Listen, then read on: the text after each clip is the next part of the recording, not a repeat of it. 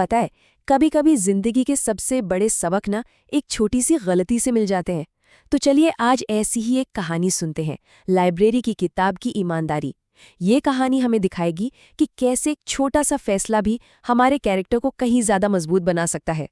तो हमारी कहानी शुरू होती है एक ऐसी जगह से जहां चारों तरफ खामोशी है और किताबों की वो खास महक। हाँ, लाइब्रेरी। यही शांति और सुकून का माहौल असल में इस कहानी की नींव है। एक ऐसी दुनिया जो आप जानते हैं बिल्कुल परफेक्ट लगती है। तो कहानी के पहले हिस्से में चलिए मिलते हैं रिया से।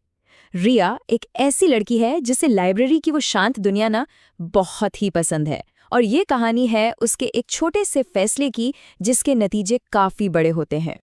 देखिए, रिया के लिए लाइब्रेरी सिर्फ एक बिल्डिंग नहीं थी, वो एक एहसास था। वहाँ की वो खामोशी, पुरानी और नई किताबों की मिली-जुली खुशबू और वो हजारों रंग बिरंगे कवर्स वाली किताबें, ये सब मिलकर उसके लिए एक जादू की दुनिया बनाते थे, सच में। तो एक दिन दोपहर में रिया ने बड़े एक्साइटमेंट के साथ अपनी फेवरेट स्टोरी बुक उठाई। बिल्कुल एक खजाने की तरह उसने उसे बहुत संभाल कर अपने बैग में रखा। बस यही सोच रही थी कि कब घर जाऊंगी और इसे पढ़ूंगी। लेकिन उस शांत सी दुनिया में एक छोटा सा ट्विस्ट आने वाला था। बस एक मुड़ा हुआ पन्ना, एक मामूली सा एक्सीडेंट जो आगे चलकर एक बड़ी उलझन बन जाता है। अगली सुबह जैसे ही रिया ने किताब खोली, उसका दिल एकदम से बैठ सा गया। उसने देखा कि एक पेज मुड़ा हुआ था। वही किताब जिसे वो इतने प्यार से लाई थी, अब उस पर एक गलती का निशान था। ये सिर्फ एक मुड़ा हुआ पन्ना नहीं था, रिया के लिए ये दिल पर एक भारी बोझ जैसा था। चिंता, परेशानी, सबने उसे एकदम से घेर लिया। सबसे पहला डर क्या था उसके मन में? कहीं लाइब्रेरियन डांट ना दे। और ये एक ऐसा डर है जो शायद हम सब ने कभी ना कभी फील किया ही है जब भी हमसे कोई गलती हो जाती है ना? और फिर वो डर और गहरा होता गया। उसके दिमाग में ख्याल आने लगे कि क्या होगा अगर मैं किसी बड़ी मुसीबत में पड़ गई। सोचने वाली बात है, एक छोटा सा मुड़ा हुआ पन्ना अब एक बहुत बड़ी प्रॉब्लम जैसा लग रहा था। तो अब रिया एक ऐसे मोड़ पर खड़ी थी जहां उसे एक आसान झूठ और एक मुश्किल सच के बीच में से किसी एक को चुनना था। ये वो मोमेंट ऑफ डाउट है, वो कश्मकश है जिसका सामना हम सब कभी ना कभी करते ही हैं। तो रिया के सामने साफ साफ दो रास्ते थे। एक कि चुपचाप किताब वापस कर दो और बस उम्मीद करो कि किसी का ध्यान ना जाए। ये था इजी वे आउट। और दूसरा रास्ता, अपनी गलती को मान लो। मुश्किल था, पर यही सही रास्ता था।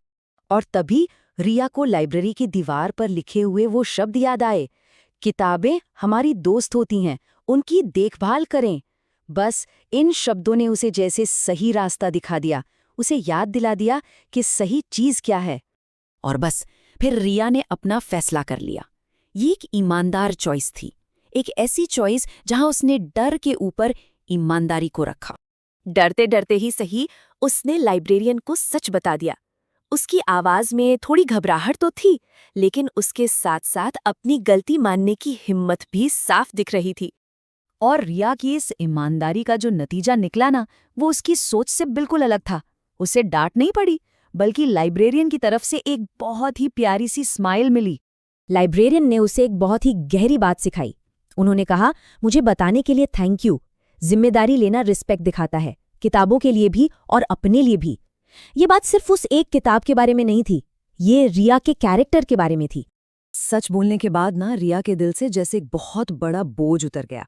डर की जगह अब एक शांत सा गर्व था, एक सुकून था कि उसने जो किया वो सही किया। तो इस पूरी कहानी से रिया ने क्या सीखा? उसने एक ईमानदार गलती की असली वैल्यू को समझा। ये एक तरह से विश्वास का रास्ता है। इसकी शुरुआत कहाँ से होती है? अपनी गलती को एक्नॉलेज करने से। फिर डर को साइड में रखकर ईमानदारी चुनते हैं और रिस्पॉन्सिबिलिटी लेते हैं, और इसका नतीजा हम रिस्पेक्ट और ट्रस्ट अर्न करते हैं। तो इस कहानी का सार क्या है? सिंपल, जब हम अपने एक्शंस की जिम्मेदारी लेते हैं तो हम सिर्फ दूसरों का विश्वास नहीं जीतते, बल्कि अपना कैरेक्टर भी मजबूत बनाते हैं। और आखिर में ये कहानी हमें एक जरूरी सवाल के साथ छोड़ जाती है। अपनी अपनी जिंदगी में हम अपने मुड़े हुए पन्नों को कैसे हैंडल करते हैं? जब हमसे कोई गलती होती है तो आसान रास्ता चुना जाता है या सही रास्ता?